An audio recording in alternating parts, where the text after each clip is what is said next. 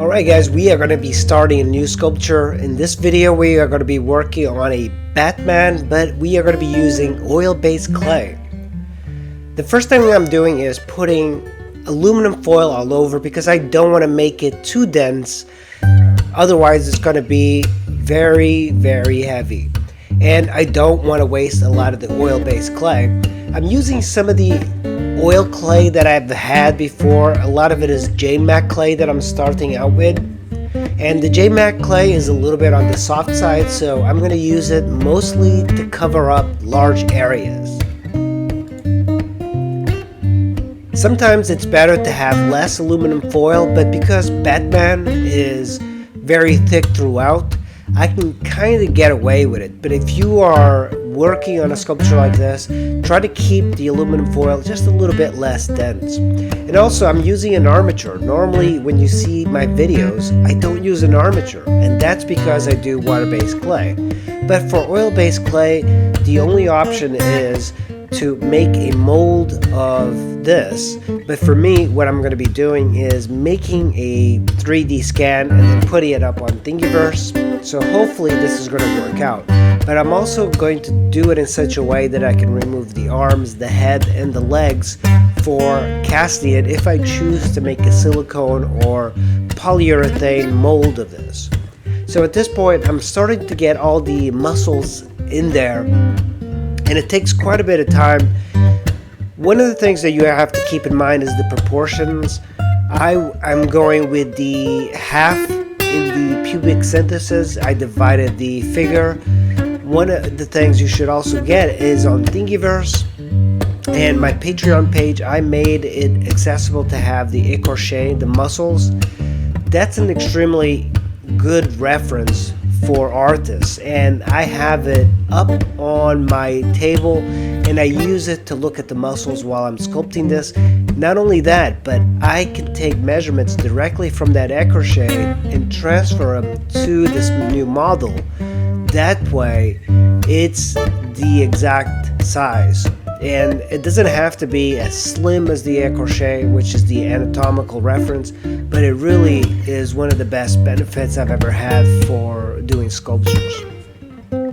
So I am using my Leatherman to cut the arms because I am going to be making hands, so I'm putting in a separate wire as opposed to having it on the full skeleton armature, because I plan on removing the arm and the hand to cast separately. I haven't really decided, but with oil-based clay you can separate it very easy, and if I wanted to sculpt it like while I'm watching TV or something, I can always remove that hand and take it with me and add some references.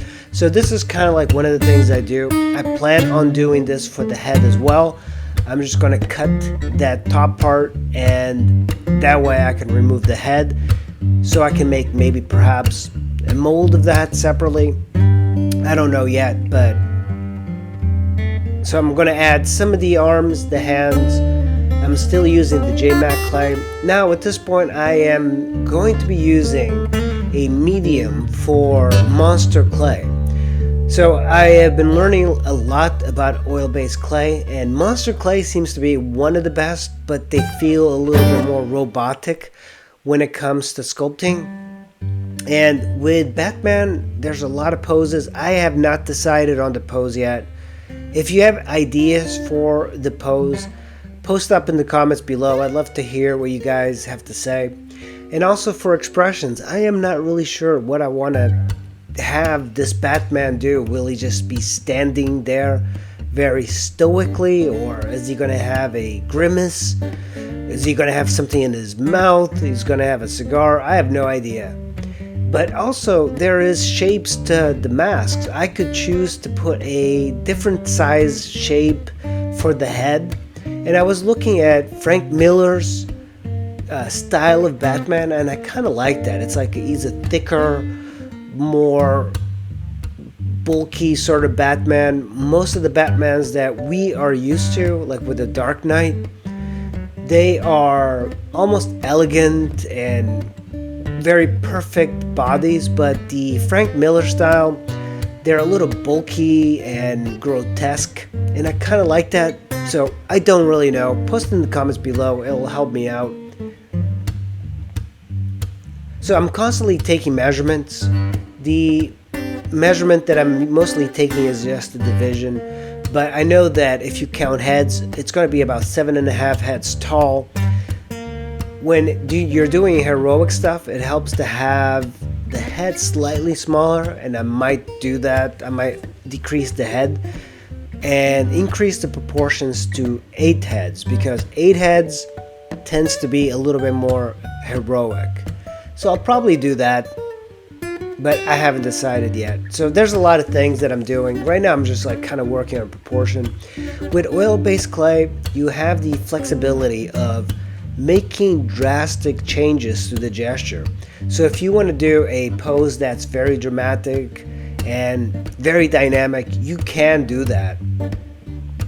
Because it's got a skeleton armature, and also I put aluminum foil, so you can kind of bend it. One thing I might want to do is cut sections out, but I am looking at various references for Batman in order to get a interesting pose. I do plan on doing a new Batman after this, and it's going to be done with water clay, and the reason is I just want it fired, and it's going to be a statue. It's after a statue that I believe was in the Gotham City, and it's just him with his cape looking down, and I think it looks kind of cool, and that's a perfect subject for water-based clay. So putting in the hand, not sure what I'm going to have. The hand, maybe you should be holding something, I don't know.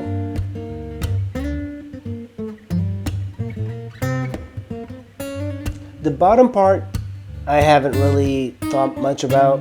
I have him taking a step up with his left leg, but things could still change.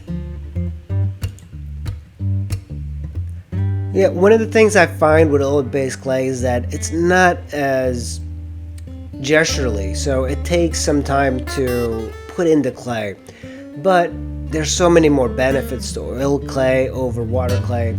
I prefer water clay because it gives you like a painterly feel. This oil-based clay is a little bit more on the robotic side, but it's all good. You know, I plan on doing various other styles of sculpture, like wood sculpture and wax in the future. So stay tuned for that, and I am going to call it quits just for today, and I will be posting up another video shortly, so hopefully you guys will enjoy this video. I really appreciate you guys watching. Make sure you hit that like and subscribe, and I'll see you in the next video.